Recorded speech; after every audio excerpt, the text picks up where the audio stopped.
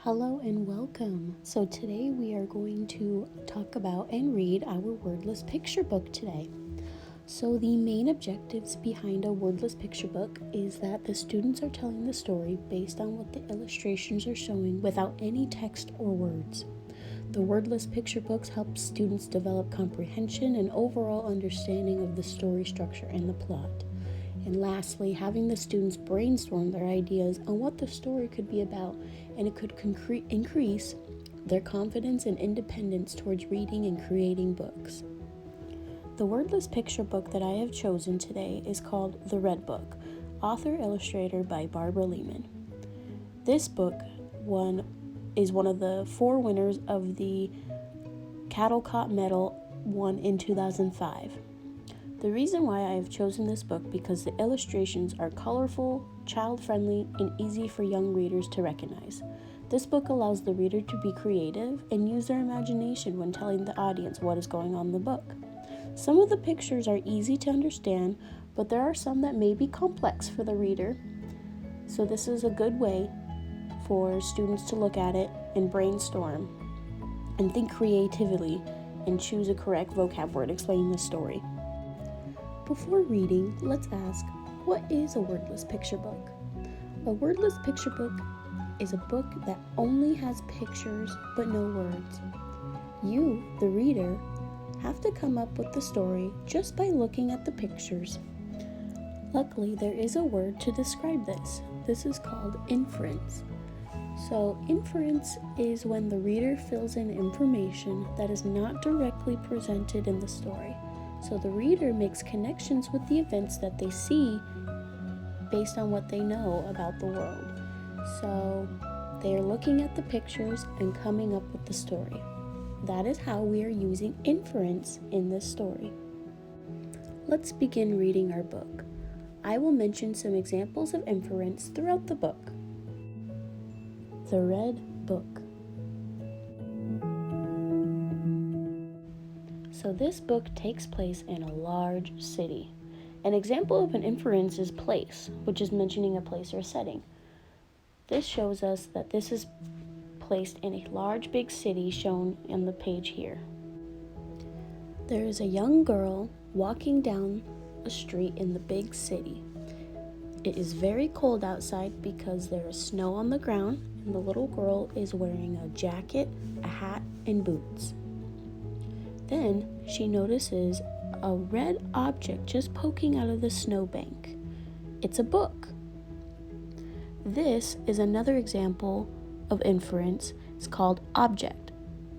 This object is mentioning a state or a property of an object. So the girl finds the red book sticking out of the snow. The little girl grabs the red book from the snowbank and continues walking down the street. Turns out she's actually walking to school. She walks into her classroom and sits in the very back of the classroom. That way her teacher cannot see her. This is another example of inference called character activity, which is the character's activity that is not part of the goal. So the girl is sitting in the back of the classroom, that way the teacher cannot see her. Once she knows that the teacher is not looking, she opens her book. She sees that there is a map of different islands. Then the map starts zooming in on one particular island. Then she sees a small little moving figure. She wonders what that could be. That moving object is a boy on the island. Suddenly, the boy finds the red book. He opens it and he notices the large buildings, city buildings that he sees that the girl lives in. This is also another example of character state. Character state is the character's thoughts, perception, or physical characteristics. So a physical characteristic of this boy is that he is wearing short sleeve shirt and short shorts.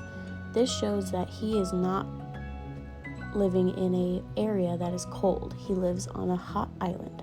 As the boy is looking at the picture of the tall city buildings, it starts to zoom in on one of the windows found on one of the buildings. All of a sudden, he sees the girl, and yet the girl sees the boy. They are realizing they see each other. The boy and the girl realizes they can communicate with each other through this book. They are determined that they want to see each other. This is also another example of inference called goal, which is the motives of an agent. So the two kids, boy and girl, are determined to see each other now. Once class is over, the girl grabs her red book and leaves the classroom.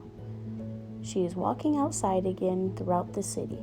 As she is about to walk across the street, she notices a balloon cart. As she goes up to the balloon cart, she buys all of the balloons. Then she starts to float away up into the sky. This is another example of inference called action, which is how an agent's goal is achieved. She buys all the balloons to fly away so she can go see the boy. The girl flies high into the sky. She is flying way over the city buildings and away from the city. As the girl floats away, she drops the red book and it falls straight to the ground. This is another example of inference called character dialogue. In this moment of her dropping the book, I would imagine her saying, "Oh no," as the book falls to the ground.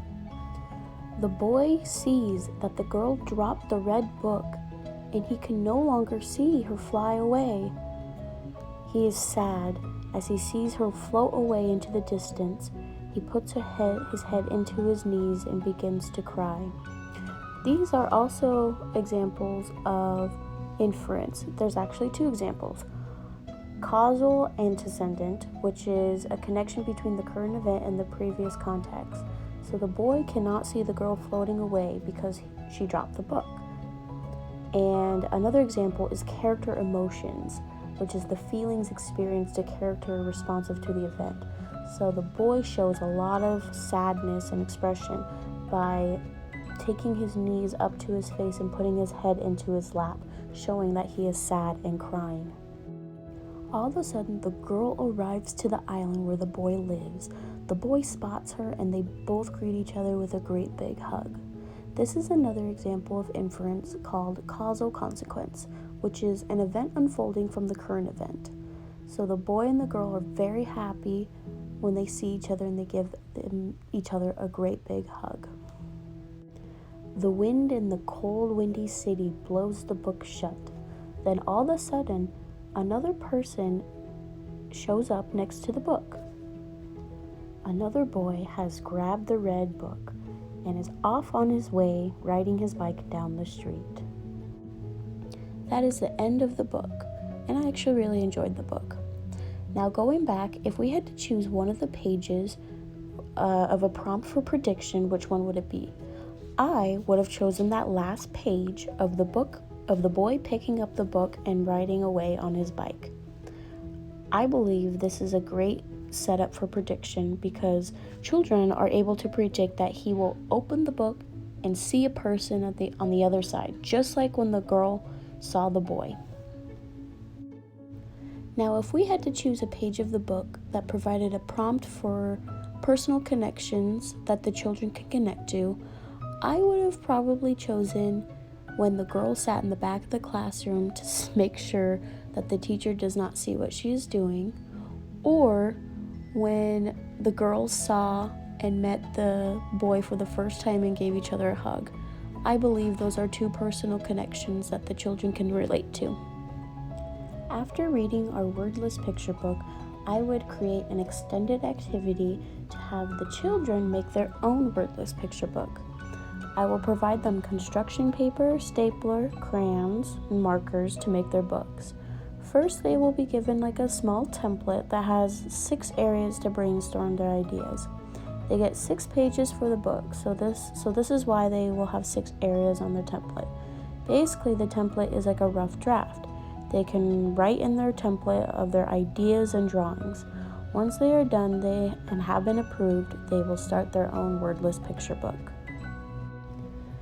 Thank you for watching, and I hope you took away some information about what a wordless picture book is and some examples of inferences. Thank you.